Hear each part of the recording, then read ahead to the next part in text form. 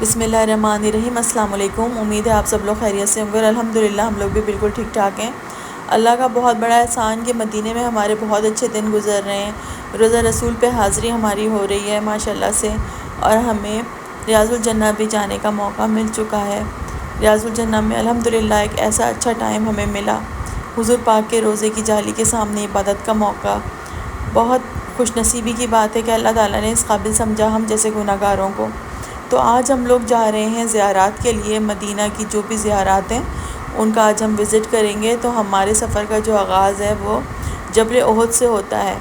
جبل احد جو ہے وہ پہاڑ ہے جس کے بارے میں حضور پاک صلی اللہ علیہ وآلہ وسلم کا کہنا تھا کہ جبل احد جو ہے وہ ہم سے پیار کرتا ہے اور ہم اس سے پیار کرتے ہیں۔ تو اس نظر سے جب ہم اس کو دیکھتے ہیں تو ہمیں بھی وہی عقیدت اس پہاڑ سے محسوس ہوتی ہے جو ہمارے حضور پاک صلی اللہ علیہ وآلہ وسلم نے فرمائی۔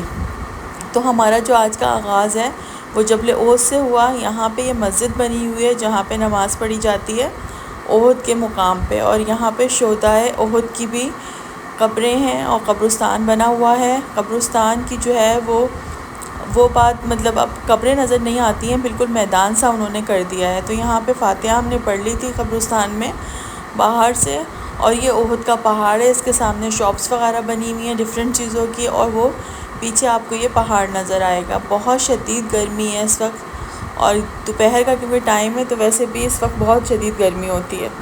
تو یہ کہ میرا دل یہ تھا کہ میں پہاڑ پہ ہی نماز پڑھوں، بہت اوپر نہ جا سکوں، جہاں تک بھی جا سکوں پہاڑ پہ بیٹھ کے ہی نماز پڑھ لوں۔ تو میں نے پھر یہی کیا، اور میں نے پہاڑ پہ نیچے ہی حصے پہ جہاں تک میں جا سکتی تھی وہاں بیٹھ کے میں نے پہاڑ پہ نماز پڑھی۔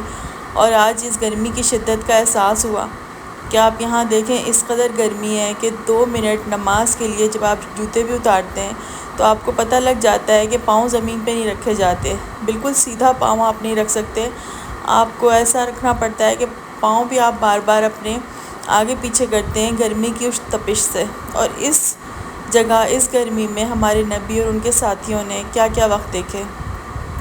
جبل احد کا پہاڑ پہ نماز پڑھ کے اور وہاں پہ شہداء کی قبروں پہ فاتحہ پڑھنے کے بعد پھر اب ہم یہاں سے اپنے اگلی زیارت کے لیے جا رہے ہیں، اور یہ ہے مسجد قبلتین۔ مسجد قبلتین وہ مسجد جہاں پہ ہمارا قبلہ چینج ہوا تھا نماز کے دوران، ہمارے پیارے نبی صلی اللہ علیہ وآلہ وسلم نے اللہ تعالیٰ کے حکم سے قبلے کا رخ چینج کیا تھا۔ آج ہم وہاں پہ جائیں گے اور وہاں جا کے بھی نوافل پڑھیں گے۔ اس جگہ آ کے، اس جگہ پہ سفر کر کے ایسا لگتا ہے کہ جیسے یہ کوئی خواب ہے، اور یہ شہر جو ہے وہ کسی خواب سے کم بھی نہیں ہے۔ یہاں اللہ تعالیٰ ہر مسلمان کو نصیب کرے آنا، اور ہر مسلمان کی یہ دلی خواہش ہوتی ہے کہ وہ ایسی جگہوں پہ آئے اور یہاں آ کے نماز پڑھے۔ جب میں یہاں نہیں آئی تھی تو میں بہت سارے ولاگز دیکھتی تھی یا پکچرز دیکھتی تھی، تو پھر بہت میرا دل ہوتا تھا اور ایک تڑپ ہوتی تھی کہ پتہ نہیں کبھی میں زندگی میں ادھر آ سکوں گی یا نہیں۔ اور آج جب میں ان جگہوں پہ خود آئی ہوں تو مجھے احساس ہو رہا ہے کہ اللہ تعالیٰ بہت بہت مہربان ہے، جس نے مجھ جیسے گناہ گار کو بھی اس قابل سمجھا اور یہاں پہ آنے کی اجازت دے دی۔ ورنہ ہم جیسے لوگ جو ہیں وہ تصور بھی کر سکتے ہیں کہ اللہ تعالیٰ ہمیں بھی کبھی یہاں پہ بلائیں، ہماری بھی ساتھ اتنی نہیں ہے۔ لیکن آج یہاں آنے کے بعد جو ہے وہ اپنے اوپر یقین نہیں ہوتا مجھے کہ میں اور اس جگہ، یہ مجھے احساس جو ہے وہ بہت شدت سے مجھے یہ احساس ہے۔ تو یہ دیکھیں، یہ مسجد قبلتین ہے۔ عورتوں کے لیے جو ہے وہ اوپر نماز کا انتظام ہے اور مردوں کا جو ہے وہ نیچے ہے۔ بہت خوبصورت مسجد ہے۔ مسجد کی تعریف کرنا تو مطلب ویسے بھی ایک بات ہے کہ ہر مسجد ہی بہت اچھی ہوتی ہے، لیکن مدینہ منورہ کی ہر مسجد میں ایک ٹھہراؤ، ایک سکون، اور ایسا ہے کہ آپ بس یہاں جس مسجد میں جائیں بس دل یہ چاہتا ہے کہ بس یہاں ہی رہ جائیں، یہیں بیٹھے رہیں، یہیں عبادت کرتے رہیں، جتنی عبادت کر سکتے ہیں کر لیں۔ اس کے علاوہ کسی چیز کا خیال نہیں آتا، نہ بھوک کا، نہ پیاس کا، نہ کسی اور شے کا کوئی احساس نہیں ہوتا۔ تو یہاں ہم لوگوں نے نفل ادا کیے، اور عصر کی نماز بھی ہم نے یہیں، نہیں ظہر کی نماز ہم نے یہاں پہ پڑھی تھی، کیونکہ ظہر کا ٹائم تو جانے والا ہی ہو رہا تھا تقریباً۔ تو یہاں پہ جو ہے وہ ظہر کی نماز ہم نے ادا کی، اور یہ جو ہے ہمارا پہلا قبلہ اس سائڈ پہ ہوا کرتا تھا، مسجد اقصیٰ ہمارا جو ہے پہلا قبلہ جہاں ہوتا تھا۔ اللہ تعالیٰ اس کو آزاد کرے، اللہ تعالیٰ کافروں کے شر سے اس کو نکالے، اور اب ہمارا قبلہ خانہ کعبہ ہے۔ اور اللہ تعالیٰ ہمارے قبلہ اول کو بھی آزادی نصیب کرے، اور ہم مسلمانوں کو دکھائے کہ وہ بھی آزاد ہو چکا ہے اب۔ خانہ کعبہ کے بالکل اپوزٹ جو ہے وہ قبلہ اول ہوا کرتا تھا۔ پھر ہم نے یہ تمام مسجد کو دیکھا۔ مسجد بہت حسین، بہت خوبصورت ہے، اور یہاں ظاہر ہے اس جگہ پہ ہی ہمارا قبلہ چینج ہوا تھا۔ حضور پاک صلی اللہ علیہ وآلہ وسلم نے ظہر یا عصر کی نماز کے درمیان میں اپنا قبلہ چینج کیا تھا اللہ تعالیٰ کے حکم سے۔ تو ہم لوگوں نے یہ مسجد وغیرہ جب وزٹ کر لی، تو پھر اب ہمارا آگے ہمیں جانا ہے مزید زیارتوں پہ، کیونکہ ٹائم بھی شارٹ ہوتا ہے، اور ظاہر ہے ہم لوگوں نے ٹیکسی کی ہوئی تھی، تو یہ کہ ان کا بھی اپنا ایک ٹائم ہوتا ہے۔ یہ 7 مساجد کہلاتی ہیں خندق کے مقام پہ، اور یہ جو جگہ نظر آ رہی ہے یہاں حضور پاک کی دعا قبول ہوئی تھی اور فتح نصیب ہوئی تھی۔ میرا بہت دل تھا کہ میں اس جگہ جا کے دعا مانگوں، لیکن یہاں پہ تالا لگا ہوا تھا۔ میں اس گیٹ تک گئی کیونکہ اس سے زیادہ میں آگے جا نہیں سکتی تھی، پھر میں نے اس گیٹ پہ کھڑے ہو کے دعا کی، اور پھر ہم لوگ وہاں سے آ گئے۔ اب ہم یہ مسجد جمعہ جا رہے ہیں۔ یہاں حضور پاک صلی اللہ علیہ وآلہ وسلم نے جمعے کی نماز ادا کی تھی، اور یہ مسجد بھی بیحد خوبصورت ہے، بہت خوبصورت مسجد ہے۔ اور یہاں جا کے مجھے ایک اور چیز کا احساس ہوا کہ یہاں پہ مطلب یہ کہ بہت لوگ ایسے ہوتے ہیں جن سے آپ زندگی میں شاید ایک دفعہ ملتے ہیں، لیکن یہ کہ وہ آپ کی زندگی میں جو ہے وہ ایک مقام رکھتے ہیں۔ جب ہم یہاں پہ گئے نماز پڑھی، تو یہاں پہ اندر پانی کا فریج رکھا ہوا تھا، اور اس میں پانی کی بوتلیں تھیں۔ تو ایک عربی خاتون تھیں، بہت بوڑھی اور بہت ہی حسین، اس حساب سے حسین کہ ان کے اندر ایک نیکی کی چمک تھی۔ انسان کی شخصیت میں کچھ چمک ہوتی ہے کسی نہ کسی چیز کی، ان آنٹی کے اندر ایک بہت رحم دل اور نیکی والی چمک تھی۔ تو میں نے ان سے پوچھا پانی کے بارے میں، تو انہوں نے اردو میں مجھے جواب دیا کہ بوتل لے لو پانی کی۔ پھر میں نے ان سے پوچھا، میں نے کہا کہ آپ کہاں کی ہیں؟ انہوں نے کہا میں مدینے کی ہوں، اور میں یہیں پہ پیدا ہوئی اور یہیں رہتی ہوں۔ تو پھر میں نے ان سے پوچھا کہ پھر آپ اتنی اچھی اردو کیسے بول لیتی ہیں؟ تو وہ کہنے لگیں کہ میں نے جو ہے مدرسے میں پڑھا ہے۔ پھر مجھے وہ اتنی اچھی لگی، میں نے ان سے کہا آپ میرے بچوں کے لیے دعا کیجیے گا۔ پھر انہوں نے ہاتھ اٹھا کے میرے بچوں کے لیے دعا کی۔ مجھے ان سے مل کے بہت اچھا لگا، اور مسجد جمعہ مجھے ان کے حوالے سے بھی یاد رہے گی ہمیشہ۔ اللہ تعالیٰ ان کو جزا دے، اور اللہ تعالیٰ ان کو خوشیاں دکھائے۔ اب اس کے بعد جو ہے وہ ہم جائیں گے مسجد قباء۔ مسجد قباء کی بھی اسلام میں اپنی ایک اہمیت ہے، بہت خاص اہمیت ہے۔ حضور پاک صلی اللہ علیہ وآلہ وسلم نے فرمایا کہ اگر آپ عمرے کے لیے جس طرح جاتے ہیں، اسی طرح گھر سے آپ وضو کر کر آئیں اور مسجد قباء میں 2 رکعت نوافل پڑھ لیں، تو آپ کو ایک مقبول عمرے کا ثواب ملے گا۔ اللہ تعالیٰ ہم سب کو توفیق دے، اور اللہ تعالیٰ ہم سب کے نصیب میں لکھے اس چیز کو کہ ہم یہاں پہ آئیں اور یہاں پہ آ کے نماز پڑھ سکیں، یہاں پہ نفل پڑھ سکیں۔ اللہ تعالیٰ نے آج ماشاءاللہ سے یہ دن بھی دکھا دیا ہم کو کہ ہم مسجد قباء جا رہے ہیں۔ یہ دیکھیں کتنی خوبصورت اور حسین مسجد ہے، یہ بہت پیاری مسجد بنی ہوئی ہے۔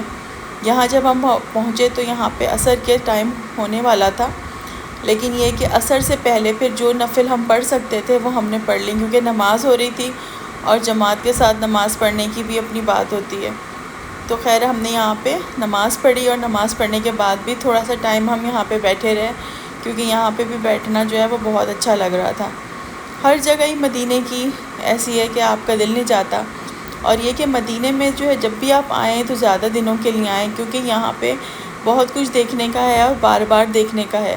اب ہمارے پاس کیونکہ ٹائم کی کمی تھی تو ہم ایک دفعہ ان جگہوں پہ آ سکے، ورنہ بعض لوگ یہ بھی کرتے ہیں کہ بار بار آتے ہیں۔ اور مسجد نبوی سے میں نے بہت سے لوگوں کو دیکھا کہ وہ مسجد قباء جو ہے وہ پیدل بھی جاتے ہیں، لیکن یہ کہ ہم لوگوں کے پاس اتنا ٹائم کیونکہ تھا نہیں، اور ہم لوگوں کو راستے کا بھی اندازہ اس وجہ سے نہیں ہو سکا، کیونکہ ہم سوچ بھی نہیں سکتے تھے کہ ہم ایسے حالات میں پیدل یہاں تک آئیں گے۔ پھر یہ بیر غرض کا کنواں جہاں پہ ہے، ہم یہاں پہ آئے۔ یہ آج کل کنواں کھلا ہے، مجھے پتہ چلا کہ پچھلے دنوں جو تھا یہاں پہ پانی نہیں ملا کرتا تھا، لیکن ابھی یہاں پہ پانی مل رہا ہے۔ انہوں نے یہاں پہ پانی کے کولر لگائے ہوئے ہیں۔ کنویں کو تو انہوں نے ڈھکا ہوا ہے اس طرح سے، کیونکہ لوگ بھی جو ہے وہ بہت غلط طریقے سے ڈیل کرتے ہیں کچھ چیزوں کو، اور یہ اچھا ہے کہ یہ سیف سائڈ ہے لوگوں کے لیے بھی اور کنویں کے لیے بھی کہ اس کو اس طرح سے کور کر دیا جائے۔ لیکن انہوں نے پانی کے یہاں پہ کولر لگائے ہوئے تھے، آپ اپنے جو ہیں بوتلیں وغیرہ ساتھ لے کر آتے ہیں تو وہ بھر لیتے ہیں۔ تو یہ کہ دیکھیں آپ یہاں پہ کتنا رش ہے لوگوں کا پانی بھرنے کے لیے۔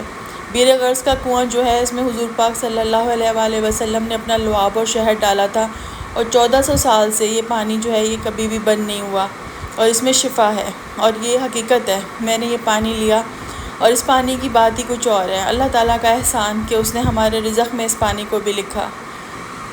مدینہ منورہ میں 3 یا 4 دن بہت کم ٹائم ہے اس کو وزٹ کرنے کے لیے، ایکسپلور کرنے کے لیے۔ تو مجھے بھی آج یہ احساس ہو رہا ہے کہ ہم لوگ جو ہے وہ بہت کم دنوں کے لیے مدینہ آئے ہیں۔ اللہ تعالیٰ ہمارے نصیب میں دوبارہ لکھے اور پھر ہمیں آنا ملے یہاں پہ، تو انشاءاللہ زیادہ دنوں کے لیے انسان آئے تو زیادہ اس کے لیے آسان ہوتا ہے ہر چیز کو اچھی طرح سے ایکسپلور کرنا۔ ابھی ہم حضرت عثمان غنی کے باغ میں آئے ہیں۔ یہ وہ باغ ہے جس میں حضور پاک صلی اللہ علیہ وآلہ وسلم نے 300 درخت لگائے تھے، اور یہودی سے یہ باغ لے کے اور حضرت عثمان غنی کو آزاد کرایا تھا۔ یہ وہ والا باغ ہے۔ دیکھیں لوگ چلے جاتے ہیں اور چیزیں رہ جاتی ہیں، ایک ہسٹری رہ جاتی ہے۔ یہ دیکھیں کتنا خوبصورت منظر ہے، کتنا خوبصورت ایک سما ہے یہاں پہ۔ یہ پانی بھی تھوڑا سا نمکین سا ہے، یہ بیر فقیر میرے خیال سے ہے کنواں، وہاں سے آتا ہے یہ والا پانی۔ یہاں کی جو کھجوریں ہیں وہ بہت شہد کی طرح میٹھی اور بہت نرم ہے۔ یہاں سے میں نے کھجوریں وغیرہ بھی لیں، اور یہاں بیٹھ کے بھی بہت اچھا لگا۔ بہت خوبصورت جگہ، دیکھیں آپ کس طرح سے کھجوریں لگی ہوئی ہیں۔ ہمارے نبی پاک صلی اللہ علیہ وآلہ وسلم کے ہاتھوں کے لگے ہوئے درخت یہاں پہ ہیں۔ اب وہ درخت نہیں ہوں گے، ظاہر زمانہ گزر چکا ہے، لیکن جگہ تو وہی ہے۔ انہی راستوں پہ چل کے انہوں نے درخت لگائے ہوں گے، اسی زمین میں درخت لگائے ہوں گے۔ بس ہم لوگوں کو اسی چیز کی عقیدت ہے کہ ہمارے پیارے نبی یہاں آئے، پھر ہم نے یہاں پہ کچھ ٹائم گزارا۔ اس کے بعد یہاں پہ یہ کھجوریں جو ہیں وہ سیل ہو رہی تھیں، اجوا کھجور بھی تھی، دوسری کھجوریں بھی تھیں، تو لوگ یہاں سے کھجوریں لے رہے تھے۔ پھر میں نے سوچا کہ کچھ کھجوریں جو ہیں وہ میں بھی یہاں سے لے جاتی ہوں، تو پھر یہاں سے میں نے بھی تھوڑی بہت کھجوریں لے لی تھیں۔ پھر یہاں سے کھجوریں لینے کے بعد جو ہے پھر اب ہم جو ہے آگے کی طرف اپنا سفر جاری رکھیں گے۔ ہمیں ٹیکسی والے نے بتایا کہ یہاں حضرت فاطمہ کا گھر بھی ہے، تو آپ کو میں وہ بھی دکھا دیتا ہوں۔ اچھا، اب اس گھر میں کچھ تضاد سا ہے۔ یہاں مجھے سننے کو ملا ہے کہ یہ حضرت فاطمہ کا گھر ہے، یہ ٹیکسی والے نے بتایا تھا، اور لیکن یہ بھی ہسٹری میں ہے کہ یہ حضرت فاطمہ کا گھر نہیں ہے بلکہ حسین بنت فاطمہ کا گھر ہے۔ تو اب یہ بہرحال ہمارے لیے محترم گھر ہے، اگر حضرت فاطمہ کا ہے یا انہی کی نسل میں حضرت فاطمہ کا ہے، تو بات یہ ہے کہ ہمارے لیے بہرحال یہ قابل احترام گھر ہے۔ اور جب ہم نے اس گھر کو دیکھا تھا تو اس وقت ہم حضرت فاطمہ ہمارے نبی کی جو پیاری بیٹی تھی، ہم ان کا گھر ہی اس کو سمجھے تھے، کیونکہ ہمیں یہی بتایا گیا تھا۔ اور یہاں پہ ہر کوئی لے کر نہیں جاتا، اور یہ کہ زیارات پہ جو لوگ آتے ہیں وہ بہت کم لوگ یہاں تک آتے ہیں، کیونکہ یہ تھوڑا اندر کو بنا ہوا ہے۔ بہرحال اس ٹیکسی والے کی مہربانی کہ اس نے ہمیں یہ گھر دکھایا۔ ہم نے یہاں پہ کھڑے ہو کے اللہ تعالیٰ سے دعا کی کہ جن کا یہ گھر ہے ان کے وسیلے سے ہماری دعائیں قبول فرما لیں۔ تو بس یہ گھر ہم نے دیکھا اتر کے چاروں طرف سے، بہت ظاہر ہے ان گھروں کی بات ہی کچھ اور ہے، ان کی شان ہی کچھ اور ہے۔ پھر ہم لوگوں نے یہ گھر جب دیکھ لیا، پھر ہم واپسی کا سفر اپنا کرنا تھا ہم نے، تو یہ یہاں پہ مسجد ہے، یہ ترکش مسجد ہے، لیکن یہاں ہم اندر نہیں جا سکے، ہمیں راستے میں بس جو ہے وہ ڈرائیور نے دکھائی تھی، کیونکہ اس کو جانے کے لیے راستہ بالکل ہی ڈفرینٹ ہو جاتا ہے، بہت لمبی روڈ سے واپس آنا پڑتا ہے۔ تو پھر ہم یہاں اندر نہیں گئے تھے، بلکہ اس نے بتایا کہ ایک ٹنل سی اندر سے جاتی ہے، آپ وہاں سے جا سکتے ہیں۔ یہ حجاز کا جو ہے وہ اسٹیشن بنا ہوا ہے، لیکن اسٹیشن بند ہے، یہاں پہ اندر جانے بھی نہیں دیتے ہیں دیکھنے کے لیے بھی، اور ٹرینس وغیرہ تو یہاں پہ ہے ہی نہیں، ظاہر ہے وہ سسٹم ہی یہاں بن نہیں پایا تھا، لیکن یہ کہ باہر سے ہم نے یہ دیکھ لیا۔ بس اسی طرح مدینہ شہر ہم دیکھ رہے تھے، ہمارے پیارے نبی کا شہر، ہمارے لیے بہت مقدس، بہت مقدم شہر۔ پھر آپ سے انشاءاللہ نیکسٹ بلاگ میں ملاقات ہوگی۔ اللہ حافظ۔